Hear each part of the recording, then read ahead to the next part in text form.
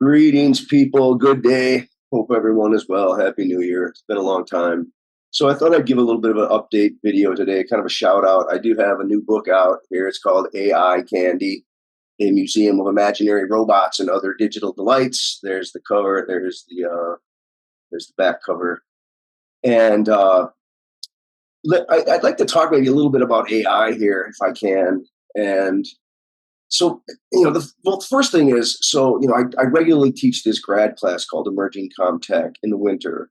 And so last year, as I was prepping off for the course, I was really trying to get a sense of, what am I going to do in there? And I just got so much exposure to these different AI systems. I mean, I almost got a sore neck trying to follow all the different things that are going on. Uh, One of the sites that I discovered early on, this is maybe December of 2022, and it was this site called Hugging Face.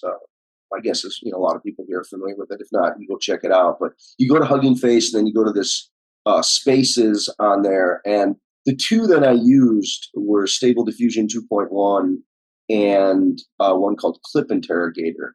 And the site itself has thousands of different systems, a good number of them. I mean, some are defunct, but they do all kinds of things from voice cloning to image animation, text to image to text, all this kind of stuff.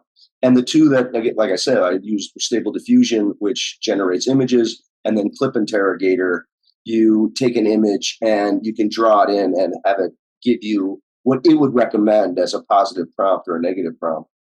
And as much as Clip Interrogator wasn't directly useful in helping me get the kind of prompts I needed for the images I was after, it was very helpful in helping me get a sense of what are the possible prompts. What could a prompt look like?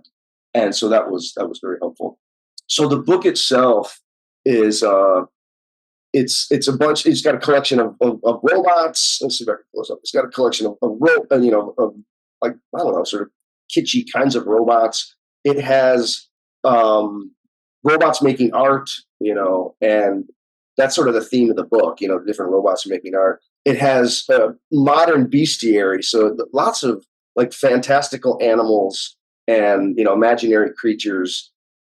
And then there's the last section that kind of has roughly, we'll call it artistic images. I like to see some they're more, yes, call them something that would be approximating art. So I talk a lot about it in the intro to the book as well. Some of the ambivalence I feel about it. I because I spent so much time as a specialist in writing, I would feel very uncomfortable having ChatGPT do my writing for me. But because I don't really see myself as a graphic artist, I felt it was sort of fun and liberating to just fool around with these systems. So I didn't feel like it was encroaching on my already existing artistic integrity. I don't really have any sense of it. And I think that's sort of what's going to happen is this kind of lateral disruption. That would be the term that I want to offer now. And I'm going to put a link down to some of the talks that I've given on AI recently. And I do have a couple of interviews with folks that I'll put links to all those things as well. I've been talking more about AI, and I've been publishing a little bit on it. And like I said, this book has just a little bit of information about my sense of what's going on in the AI world. Like I say, I think there's a kind of lateral disruption, and one way to get at this would be McLuhan has this line, McLuhan and Fiore from their Medium is the medium is the massage, and they say, "Come into my parlor," said the computer to the specialist. Right? Again, it's kind of this riff on the spider to the fly, right? And again, it's funny too because it's the notion of the web is in the background there. But yeah, that specialism gets hit because anybody who's a specialist can easily get cut under by someone who's the non-specialist. The non-specialist has nothing to lose, and they can afford to play. And it's sort of I think each person, they might think of themselves as a like a devoted specialist in some area, but not in others. So somebody might say, well, I'm not a musician. I'm not really a poet, but I am an author. And somebody might say, well, I'm a poet, but I'm not really, a musician. I'm not an artist. Somebody might say, well, I'm an artist, but I'm not a musician. I'm not a cook, whatever. They have these different areas where they sort of say, this is me and this isn't me. And I think those areas where you're thinking, well, that really isn't me, that's where you feel most free to dabble and to sort of experiment.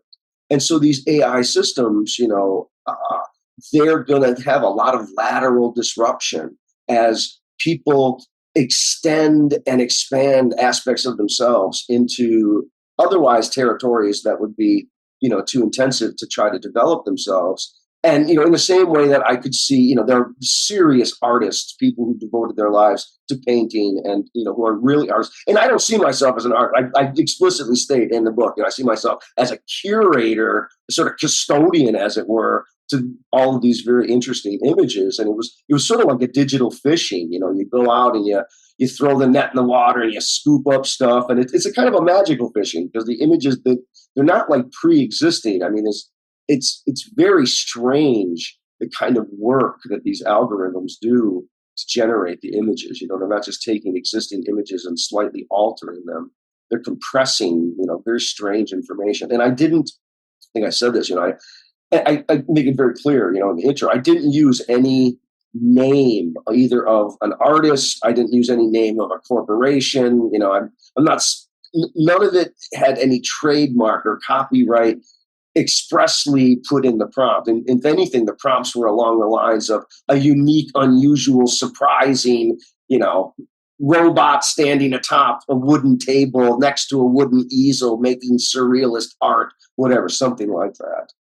And that, again, it was very educational, but I can see that, serious artists going, this is, they don't like it. I've had, really interesting reactions to the book, including some artists who love it, others who say, oh, I really don't like AI stuff. It's flat. I'm not really interested in it.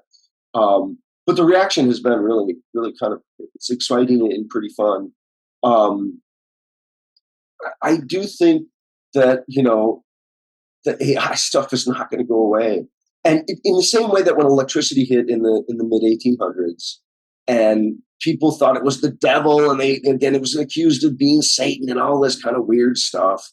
I think so many people are demonizing AI right now. And if you think about, I think electricity is probably a good comparison. I know some people have been comparing it to fire, or, the printing press and this kind of stuff. I mean, I think electricity is probably a really good one, in that I don't think many people today, they can't imagine going back to their life pre-electricity. That, electricity has just become part of the environment that we live in. And, AI will do that in a course of maybe 10 years or 5 years even. That, they will so transform our lives in the way that electricity did. When electricity hit, the Lamplighters Guild, they got together and they went, oh, we got to stop this. We're all going to lose our jobs. And people did, they lost their jobs horrifyingly. The new jobs were created. There's a lot of new things that happened. But I think little were people realizing, when they were worried about their losing their jobs, as lamplighters, was that, every conceivable form of work was soon enough going to be done by some gadget that you plug in. And that's, again, sort of similar to what's happening. There's just so many different forms of functionality that these different AI systems have. It'd be interesting to see how it all unfolds. At any rate, so I thought I'd give a shout out, give an update, say hope everyone is well, Happy New Year, and please feel free to help your local library get a copy of the book. Anybody gets a copy and you want me to send you, an 8x8 photograph of a particular image, send me a quick video. You can post it if you want to make it private, however you want to do it, or unlisted. Send me, hold it up, show me the one that you want, and point to it, and I will send you an 8x8 photo if you have the book and would like. And this is a limited, one image per whoever's going to contact me. But what else will I say? Oh, that's it. Okay, hope everyone is well. Take care. Bye-bye.